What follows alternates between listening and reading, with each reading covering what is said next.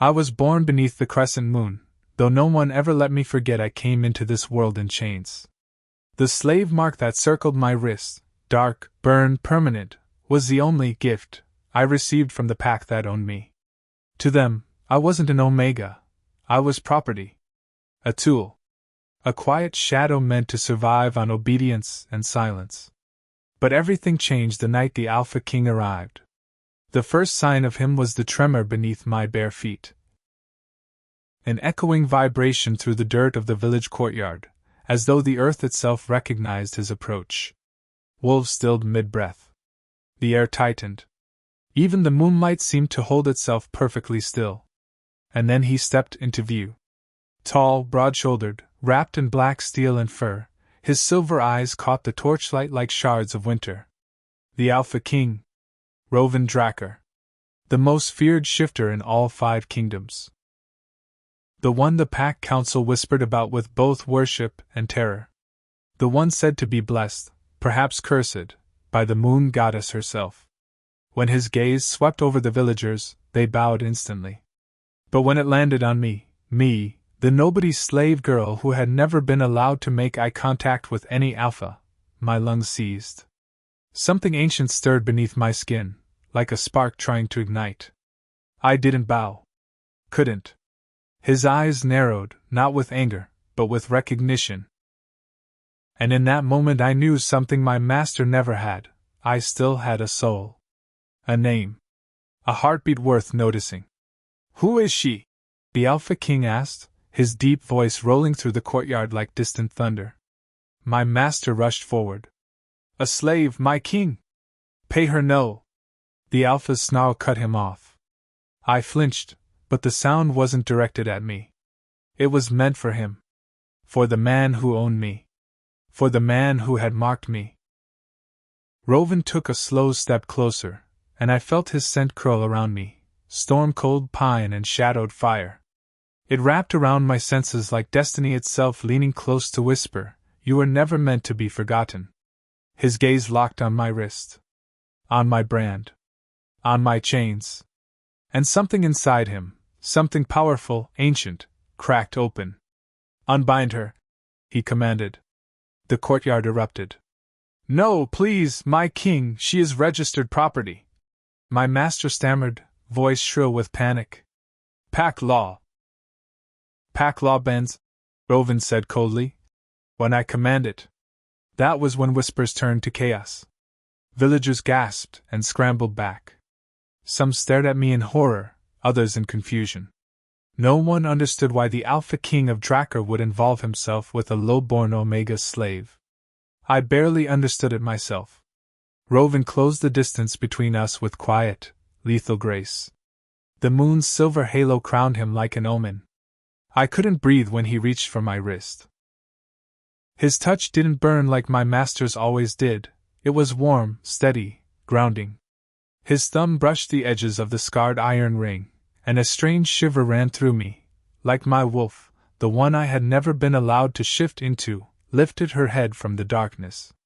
"Look at me," he murmured. My heart slammed painfully against my ribs. Still I obeyed. When I lifted my gaze, his eyes softened, not with desire, not with pity, but with something infinitely more dangerous. Recognition. The air between us tightened like a pulled bowstring. I felt it then, the faint pulse of something impossible. Something forbidden. A bond thread, thin as moonlight, tugging gently at my heart. Rovan inhaled sharply. He felt it too. My master lunged forward in panic. "My king, she is nothing! She is unworthy of your..." Rovan's clawed hand shot out, catching him by the throat. His wolf roared beneath his skin, a sound that vibrated the stone walls of the courtyard. "She carries a bloodline," the Alpha King growled. "An old one. Hidden under chains you had no right to place." "Bloodline?" My stomach dropped. What bloodline? I knew nothing of my parents, nothing of my birth. Slaves weren't given histories. Only scars. Before I could speak, Rovan's hand dropped to the shackle around my wrist. His silver eyes glowed, truly glowed, like liquid moonfire. Metal snapped. The shackle fell away in 2 smoking pieces. Gasps filled the courtyard. My wrist throbbed with sudden freedom, the skin beneath warm as though touched directly by the moon. The Alpha King turned to the silent crowd, his aura expanding outward like a storm front. "Hear me," he declared. "From this moment forward, this Omega belongs to no one." My breath caught. Belongs to no one. But his eyes, when they found mine again, said something far more dangerous. Not no one. To me. I stood in the center of the courtyard, wrist bare, the broken shackle pieces cooling at my feet like dead snakes. For a heartbeat, no one moved. Then the pack council stirred from their stunned silence, black cloaks rustling like crows. One of them stepped forward, an older alpha with graying hair and a scar across his nose. Counselor Varric. I recognized his voice from nights spent listening through walls, when he bargained for more slaves like me. "My king," Varric began, bowing shallowly.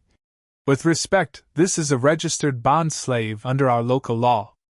To dissolve a mark without council consent is—" "Your law," Rovan said, voice icy, "is dust beneath my boots." His power rolled through the air, thickening it. The nearest wolves dropped their gazes, shoulders hunching under the weight of his aura. Even Varric faltered. Rovan turned to me, his cloak shifting like black storm clouds. "What is your name, Omega?" For a moment I had no answer. Slaves didn't use names. We used numbers, commands, bruises. But somewhere, deep in the remnants of another life, a sound flickered. "Lyra," I whispered. The Alpha King repeated it quietly, as if testing it against his tongue. "Lyra." Something in his silver eyes softened. "There. Now the moon goddess and I both know who you are." I swallowed hard. Why are you doing this?" His gaze scanned my face, then dipped briefly to my wrist, where faint silver lines now shimmered beneath the burned skin, like the ghost of a future bond mark. "Because some chains," he said quietly, "should never have been forged." Counselor Varric found his courage again. "If you claim this Omega without process, rival alphas will say you broke treaty law. That you steal slaves from other packs. They will call your rule over the kingdom." Rovan's head tilted, amused and dangerous. "Let them call what they wish. I am not taking a slave." He looked back at me, and the world narrowed to his voice. "I am recognizing what is mine by destiny." Heat shot through my chest, startling, terrifying. "Mine by destiny." Gasps rippled through the crowd. "A fated bond?" someone whispered. "With a slave?" Forbidden. Unthinkable. Yet beneath my skin, my wolf stirred, stretching fragile limbs for the first time in years, as if she'd finally sent it home. The ride to the Alpha King's fortress felt like traveling between worlds. One moment I was in the mud-bricked village that had been my prison since childhood, the next I was astride a black warhorse behind Rovan, his broad back a shield against the stinging night wind. His scent, pine, smoke, storm, wrapped around me, clinging to the thin slave's cloak I wore.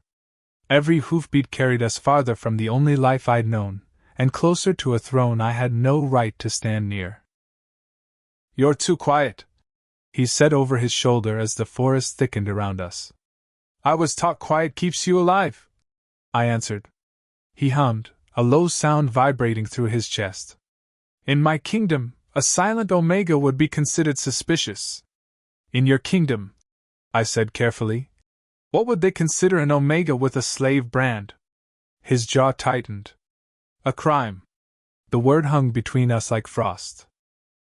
We rode through dense pines that clawed at the crescent moon, their shadows long and lupin.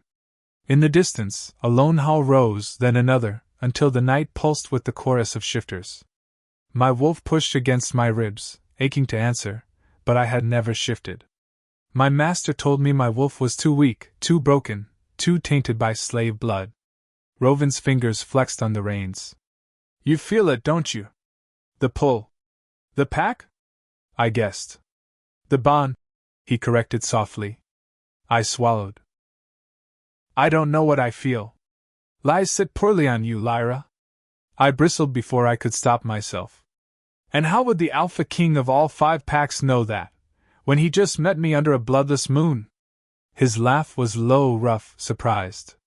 Because when I touched your wrist, my wolf nearly ripped free of my skin to claim you.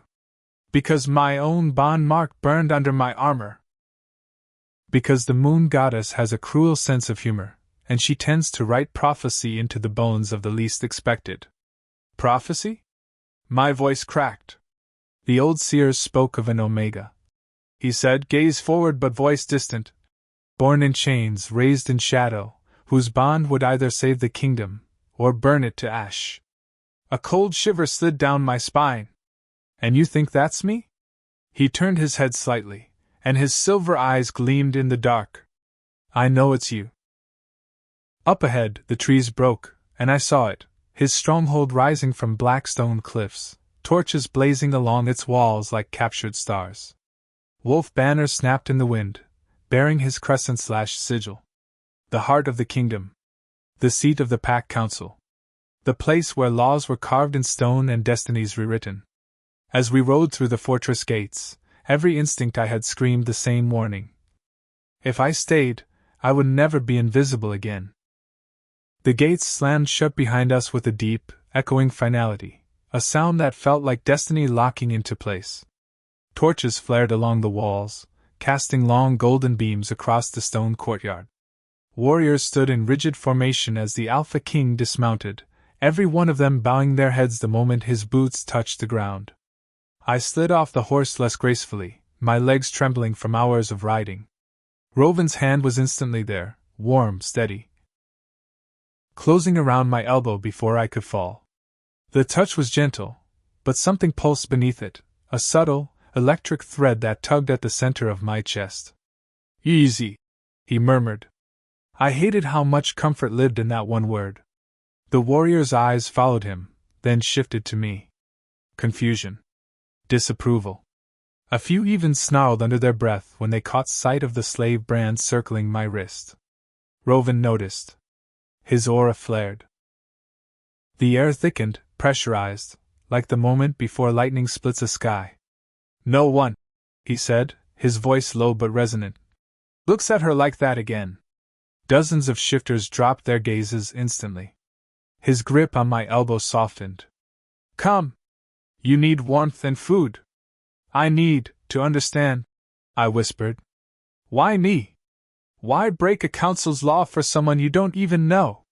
He looked down as though choosing his words carefully. Because my wolf recognized you before I did. My heart lurched. The bond? I asked, barely breathing the word. A long silence. Then, I didn't ask for it. I didn't expect it. But ignoring it. His silver eyes darkened. Ignoring a fated mate bond drives an alpha mad. Mate. The word felt too big in my chest. Too impossible. Too dangerous. That can't be right, I said quickly. I'm nothing special. My bloodline is unknown. My wolf has never even shifted. You were never allowed to shift, he corrected, voice sharp with anger that wasn't aimed at me. Slaves are dosed with suppressants from childhood. They are beaten any time a wolf stirs. You were controlled, not incapable. His anger sent heat skittering across my skin. It was strange, my master's anger had always made me shrink. Rovin's, even when furious, wrapped around me like a shield, not a threat. He led me beneath an archway into the fortress interior. The halls were carved from obsidian stone, veined with silver moon metal that pulsed faintly like living light. Tapestries hung from the walls, stories of old kings, moonlit battles, wolves with eyes of fire. This place is, I whispered. Beautiful? He offered. Terrifying. He huffed a soft laugh. Both can be true. As we approached the great hall, heavy doors swung open with a groan. Inside, long tables stretched beneath vaulted ceilings. Banners fluttered overhead. And at the far end, glowing in the torchlight, was the throne. His throne. The Alpha King paused beside me. Lyra, there is something you must know before you walk in. My throat tightened. What? The council will challenge this. They will demand your return to the pack you came from. And they will not hesitate to call you unworthy. Am I? I asked, voice barely a whisper. Rovan stepped closer, his scent enveloping me. No, little Omega. His voice was a rough promise. You are the first thing in years that has felt like truth. I swallowed hard. What do I do? Stay beside me, he said. And don't bow to anyone. My breath caught. Not even to the council? His silver eyes flicked to mine with something like pride. Especially not to the council. The great hall fell into stunned silence the moment we stepped through the doors. Rovan walked with the easy, lethal confidence of a born ruler. I followed one step behind, every instinct in my body screaming to keep my head down, to make myself small, to vanish. But his earlier words echoed inside me like a command from the moon goddess herself. Don't bow to anyone. So I didn't. My spine stayed straight, my chin lifted. My heart thundered, but my footsteps did not falter. The pack council loomed near the throne, 7 elders draped in black and silver, their gazes sharp as blades. Counselor Varric stood at the front, his expression twisted with outrage the moment he saw me. There she is, he hissed. The slave you unlawfully unbound. Rovan's voice dropped into a register that sent goosebumps racing along my arms. Speak her name. Varric blinked. W what? Her name, Rovan repeated. Say it. Varric's jaw clenched. Lyra. And she is under my protection, Rovan said. My claim. The hall exploded with noise. Gasps, snarls, whispers, the scrape of claws as some shifted partway from shock. Claim? One counselor choked. You dare bind yourself to a slave? She is no slave, Rovan snapped. The moment I broke her shackle, she became free by law. By your law, Varric spat. But not by ours. Rovan's aura surged, filling the hall like a rising tide. The torches flickered violently, shadows trembling along the walls. My law is the only law that matters within these walls. I should have stayed behind him, silent, safe in his shadow. But something inside me, some spark I thought long buried, rose to the surface. I stepped forward. Every head turned sharply in my direction. Even Rovan looked at me, startled. My voice was soft, but steady. You speak of me as though I am not here. Varric sneered. You are a low-born Omega with a slave brand burned into your skin. You have no right to address the council. Rovan took one deadly step toward him. Careful. No, I whispered. Let him speak. The council stared at me with shock, and something else. Fear? Contempt? Curiosity? I lifted my wrist, the broken brand glowing faintly with residual moonlight. If I am unworthy, why did the Alpha King's touch dissolve this? Why did the metal burn away under his hand? Why did the moon? I swallowed hard as the truth hit me. Why did the moon goddess let him see me at all? Silence.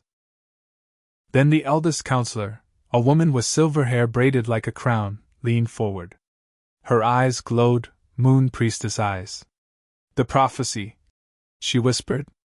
Rovan, what have you done? The Alpha King's hand found the small of my back, steady, warm, protective. What destiny demands, he answered. No one spoke again. Not even the council. What I didn't know, not yet, was that this moment would fracture the kingdom. That the bond humming quietly between Rovan and me would spark a war. That the law he'd broken to save me would be the very law that came for us both.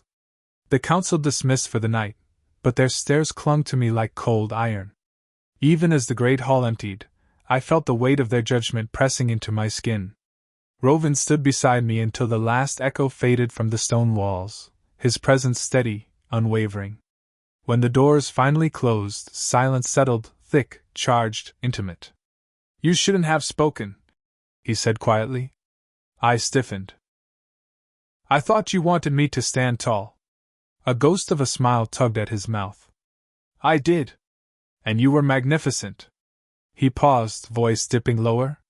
But your courage will make enemies. I've had enemies my whole life.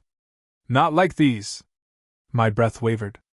I looked past him toward the towering windows, where moonlight sliced across the floor like silver blades. Do you believe the prophecy they mentioned? His jaw tightened. I believe the moon priestess does. And she rarely speaks lightly. But you don't trust it. He looked at me then, really looked, like he was trying to commit every detail of my face to memory. I trust what I felt when I touched you, he said. And I trust my wolf. Heat churned low in my stomach. And what did your wolf feel? That you are mine, he whispered. The words struck like a blow, soft yet devastating. I took a shaky step back. You can't say that. I'm not your equal. I'm not a princess or a Luna or a warrior. You are an Omega, Rovan cut in. A rare one. A slave. A survivor, he corrected with quiet intensity. I hugged my arms to my chest. You don't even know me. He stepped closer, reducing the space between us to a charged breath. Then let me. His scent curled around me, warm and intoxicating. Storm and pine and something wilder beneath. My wolf pressed against my ribs, desperate to answer. But fear anchored me. I should rest, I whispered. He held still, as if fighting the urge to follow. I'll have chambers prepared. You won't sleep in the servant quarters. You're the king, I said, meeting his gaze. You don't need to explain. Lyra, he murmured, voice roughening. I want you to understand everything I do. No one had ever spoken to me like that. Like my thoughts mattered. Like I mattered. It scared me more than cruelty ever had. I bowed my head, unable to hold his stare. Thank you for freeing me. He brushed a fingertip under my chin, barely a touch, but sparks shot through me. You were never meant to be bound. My breath caught. And then he stepped back, as though forcing himself to give me space. My guard will escort you. He turned toward the throne, his shoulders rigid, as if he, too, struggled with the pull between us. But before I left, I felt his gaze on my back. Heavy. Burning. Protective. Almost longing. The chambers Rovan assigned me were larger than the entire slave barracks I'd grown up in. When the guard closed the door behind him, I stood frozen in the center of the room, barely daring to breathe. A fire burned in the hearth, real warmth, not the smoky embers slaves huddled around. The bed was soft, layered with furs and deep blue blankets embroidered with crescent moons. A bathing pool shimmered in the corner, steam rising from its surface. Crystals glowed along the walls, their light cool and soothing. I didn't belong here. My fingers trembled as I stepped toward the bed, brushing the fabric. It was softer than anything I'd ever touched. For a moment, I imagined Rovan sleeping on something like this every night, wrapped in comfort, in respect, in power. And he had chosen to break the world's rules for me. A sound escaped my throat, a half-sob I'd never meant to release. I pressed both hands over my mouth, squeezing my eyes shut. Don't break. Don't fall apart. But years of silence cracked all at once. I sank to my knees beside the bed, tears falling onto the polished stone. Not from sadness alone, but from disorientation. Hope hurt in its own terrible way. I didn't hear the footsteps outside my door until they stopped directly in front of it. My heart leapt, fear or hope, I couldn't tell. The door opened without a knock. Rovan stood there. His hair was undone, falling in dark waves around his shoulders. His armor was gone, replaced with a simple black tunic that made him look younger, more human, and impossibly more dangerous. He took one look at me on the floor, and in 2 strides, he was kneeling in front of me. What's wrong? His voice was low, intense, threaded with worry. I wiped at my cheeks, embarrassed. Nothing. I'm overwhelmed. His hand hovered near my face, not touching, but close enough that warmth radiated between us. I should have stayed. I shouldn't have let you face this alone on your first night. You're the king, I whispered. You have responsibilities. You are one of them now. The words hit me like a bolt of lightning. Before I could respond, his thumb brushed, very gently, across my cheek, catching a tear. My breath hitched. His eyes flicked to my lips, then back to my eyes. Raw hunger and restraint battled in his expression. I would never hurt you, Lyra, he murmured. Not even with a kiss. The room spun. My wolf howled softly inside me. Want, longing, recognition. But fear was stronger. You should go, I whispered. Agony flickered through his eyes, but he nodded. He rose slowly, as if dragging himself away. At the door, he paused. If you wake from nightmares, call for me. I will come. When he left, the room felt colder. And when I finally lay in the soft bed, my first real bed, I realized something terrifying. The Alpha King didn't just free me. He was becoming something I never believed I deserved. Safe. Warm. Mine. Sleep didn't come easily. Every time my eyes drifted shut, flashes of the village returned, the iron grip of my master, the sting of the whip, the hiss of the slave overseers telling me I was nothing. But threaded through those shadows came something new, something far more disarming. Rovin's voice. You were never meant to be bound. If you wake from nightmares, call for me. The softness in those words tangled with the darkness until I finally climbed out of bed altogether, pacing the room with restless energy. Moonlight spilled through the tall window, silver and cool, painting my bare wrist with its glow. For the first time in my life, the slave brand didn't ache. A soft knock made me jump. Before I could respond, the door opened, not fully, just enough for a familiar silhouette to slip inside. Rovin. What are you doing awake? He asked gently, closing the door behind him. I couldn't sleep, I admitted. The room is too quiet. Too peaceful. He stopped a few steps away, as though afraid to startle me. Peace can feel frightening when you've never had it. I hesitated. Why are you awake? A faint smile curved his mouth. I told you, my wolf listens for you now. I heard your heartbeat shift. Heat rushed to my cheeks. You heard? Omegas have quiet heartbeats, he said softly. But yours. I always hear yours. I swallowed hard. You don't have to stay. I know you're trying to help, but I'm not here as your king, he murmured. I'm here because you looked like you were drowning the moment I walked through that door. I wrapped my arms around myself, suddenly cold. I don't know how to be free. Rovin's expression softened in a way that shook me. He stepped closer until the warmth of his body reached me but didn't touch. Freedom isn't something you learn in a day. It's something you grow into. His eyes drifted to my wrist, the faint silver glow still shimmering under the healed skin. He exhaled through his nose, slow and controlled, as though the sight stirred something deep within him. Does it still hurt? He asked. No, I whispered. It feels warm. That's the bond mark, he said, voice low. It's responding to you again. Awakening. He hesitated, searching my face. May I? I nodded before fear could make me second guess. He took my hand gently, lifting my wrist into the moonlight. His thumb brushed over the faint markings, delicate, glowing lines like silver vines. Sparks danced beneath my skin, shooting warmth up my arm. I gasped. Rovin's eyes darkened. His wolf surfaced, just enough that his irises flashed bright silver. Your wolf is stirring, he murmured. That warmth is her trying to wake. My wolf? My voice trembled. I thought she was gone. No, Lyra. He looked up, gaze fierce. She was caged.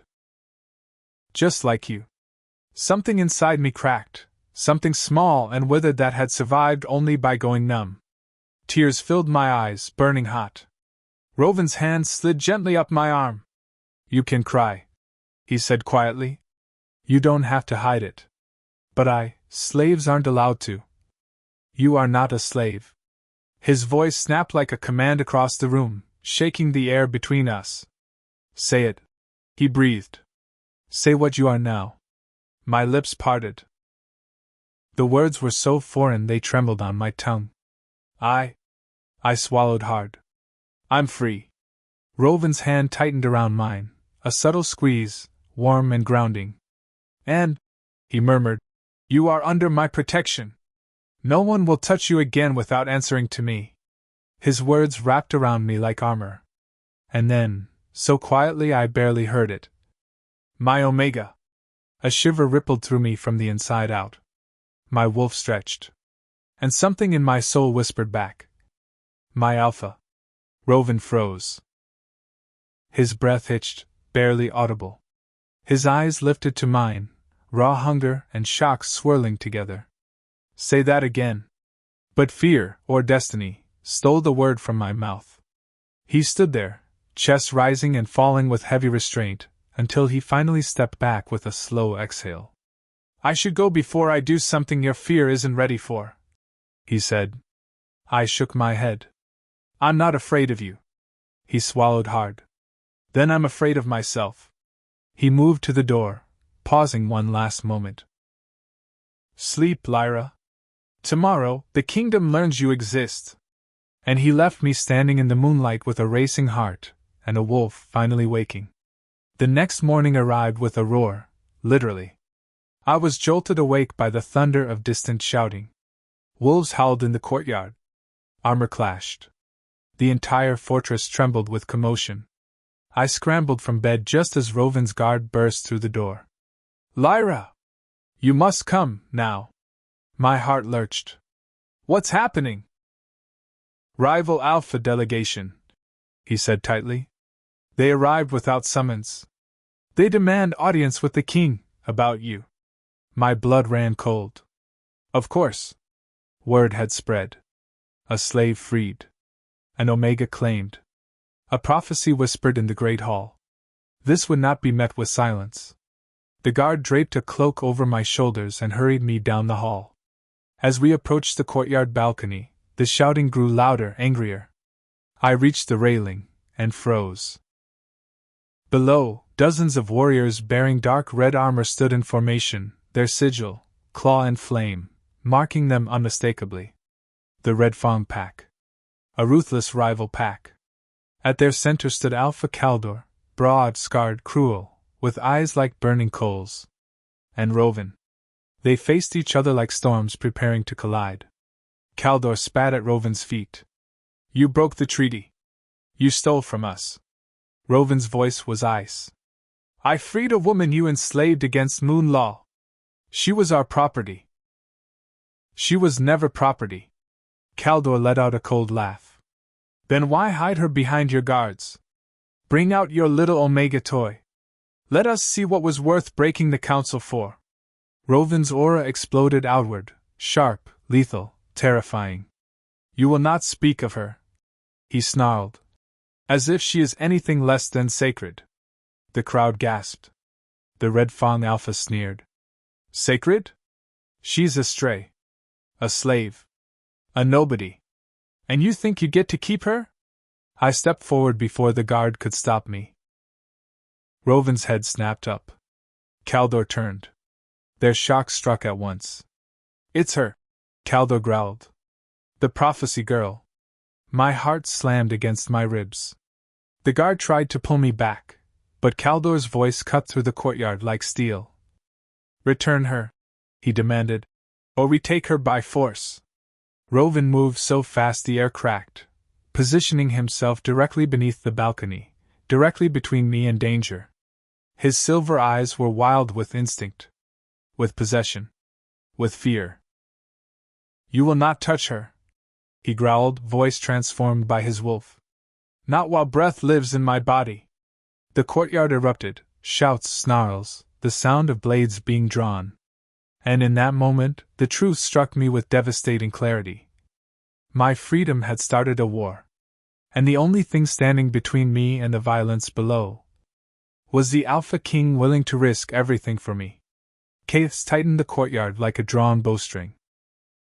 Warriors bristled on both sides, claws half shifted, teeth flashing as they readied for bloodshed. The cold morning air crackled with tension, fear, fury, and something older than both. Rovan didn't look away from Caldor, not once. His wolf pulsed beneath his skin, visible in the rigid coil of muscle along his jaw and the faint glow building in his silver irises. "Step away from the girl," Caldor said, voice dripping with threat. "She belonged to my pack. You had no right." "She belongs to no one," Rovan said calmly, though calm was the most dangerous thing he could be. "Not even to me, unless she chooses it." Caldor laughed. "Oh, she will choose? How sweet. Let's ask her then." His gaze snapped to me, sharp and greedy. "Omega. Come down here." My blood iced. Rovan's aura exploded so violently that nearby warriors buckled under it. "You will not command her." But Caldor only sneered, baring his teeth. "If she refuses?" "You hide her because she carries a prophecy your line is afraid of." A murmur rippled through the red fang wolves. "Prophecy." The word echoed like a thrown dagger. "What prophecy?" I whispered, though no one heard me. Caldor smirked up at me, enjoying my confusion. "So the king hasn't told you why he ripped apart a treaty for your pretty Omega eyes?" Rovan roared, not with sound, but with power. His aura lashed across the courtyard, shaking banners and rattling shields. Several warriors dropped to one knee. "Another word," Rovan warned, "and I will silence you myself." Caldor's smile turned cold. "You're afraid she'll learn the truth." "Enough." Rovan's voice cracked like thunder. "You came here to posture. Now leave." But Caldor shook his head. "I came here for the Omega. Return her, or I take her by force. Your choice, Alpha King." The courtyard erupted again, shouts, growls, the scrape of steel. The guard beside me gripped my arm. Lyra stepped back. "Now." But Rovan spoke first. "If you want her." He took one step forward and shifted. "Not fully." But enough that claws tore from his fingertips, enough that his eyes became pure molten silver, enough that the air trembled with raw dominance. "You'll have to kill me to take her." The red fang pack stiffened. Even Caldor's bravado faltered for a heartbeat. And then, "Stop!" The word ripped from my throat before I could think. It echoed across the courtyard, ringing with a strange, unfamiliar strength. Every warrior froze. Every wolf turned. Even the Alpha King. My hands shook. But I forced myself to stand tall. "I will not be traded," I said, my voice carrying farther than I believed possible. "Not as a slave. Not as a prize. Not as a prophecy." Caldor's gaze sharpened. "You think you have a choice? You think your voice matters in the affairs of Alphas?" I stared down at him, heart pounding. "Yes." Something flickered behind his eyes. Annoyance, but also curiosity. "Then choose," Caldor said, folding his arms. "Return to the king's side. Or come back with your rightful pack." Rightful. The word made my stomach twist. I looked at Rovan. Power radiated from him like a storm waiting to break, but beneath it, fear simmered. Not fear of Caldor. Fear of losing me. My throat tightened. "I choose." But I didn't finish. Because the moment I stepped forward, something inside me snapped. A hot, electric jolt surged through my chest. My wolf slammed against my ribs with a desperate cry. Pain tore down my spine. White hot, breathtaking, world-shattering. I gasped and dropped to my knees. Rovan's roar split the courtyard. "Lyra!" The pain was like nothing I'd ever known, like fire and moonlight battling inside my bones. My limbs shook violently. My breath stuttered in broken gasps. My wolf was waking. Not slowly. Not gently. But violently, as if years of suppression had ripped all at once. "Get back!" Rovan bellowed, voice full alpha command. Warriors stumbled away instinctively. He reached me in a heartbeat, falling to his knees, hands hovering over my arms but not touching, afraid he might hurt me. What's happening? I choked out, clutching my chest. His voice was raw. Your wolf has been caged for too long. The suppressants are burning out of your bloodstream. You're shifting, your first shift. No, I can't. My body convulsed, back arching, nails scraping against the stone balcony. You can't, he said fiercely. You're strong enough. Kaldor's voice cut through the ringing in my ears. So it's true. The prophecy awakens with her shift. Rovan snapped his head toward him, eyes glowing dangerously. Not another word. But Kaldor stepped forward, intrigued. The Omega born of chains. The wolf that sleeps for years. The bond strong enough to break metal. His smile stretched. She is the one the moon goddess promised. The one fated to choose a king. I screamed as another wave of pain hit. My bones cracking, reshaping, my heartbeat pounding like a war drum. Rovan caught my face in his hands, forcing me to look at him. Lyra! Breathe with me. I can't. Yes. You can. His forehead touched mine. His breath mingled with mine. Match me. He inhaled slowly, deep, steady, and my body fought to copy him. Good, he whispered, voice shaking. You're doing it. A glow burst beneath my skin, silver, bright, pulsing like liquid moonlight. Kaldor stared in awe. The prophecy mark. She carries it. Rovan snarled. She carries nothing that belongs to you. Another surge racked my body. My vision blurred. My wolf clawed upward, desperate, terrified, wild. I'm scared. I sobbed. Rovan pulled me against his chest, holding me like something sacred. I know. But you're not alone. I'm right here. I won't let you break. Heat radiated from him, steady, grounding, protective, and it anchored me through the agony. I clung to him, trembling violently. Rovan. I've got you, he whispered, voice of vow. Shift. Let her out. I'm not going anywhere. Then, with a sound like the crack of the heavens, my wolf burst free. Silver light exploded across the courtyard, blinding the warriors, forcing even Kaldor to shield his eyes. The world became light. Heat. Wind. Truth. And in that blinding moment I heard a voice inside me, my wolf's voice, clear and ancient. You were never meant to bow. When the light finally faded, the courtyard fell deathly silent. And every wolf present bowed, not to the king. To me. The courtyard fell silent as the last of the silver light faded from the air. My wolf, sleek, silver-white, eyes glowing like molten moonlight, stood tall and steady where I had knelt moments before. For a breathless heartbeat, even the wind paused.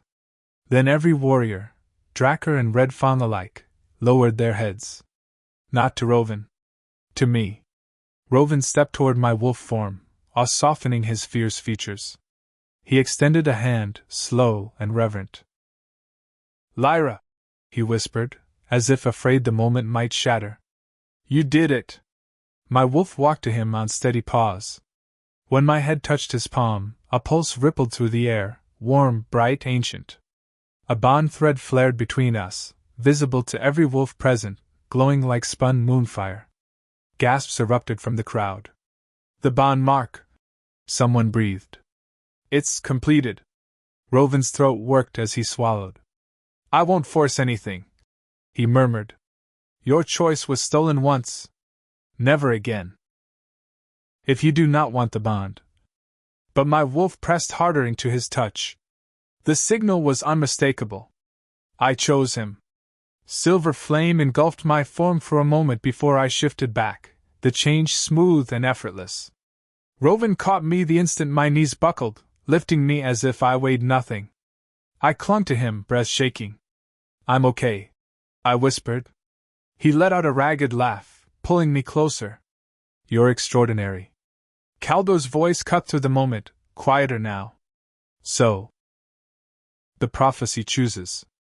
He looked from me to Rovan, and though bitterness still burned in his eyes, he bowed his head. Not deeply. but lower than any rival Alpha had ever bowed to another's Omega. The girl stays, he said. The treaty stands renewed, under her mark. Rovan stiffened. You recognize her authority? I'd be a fool not to.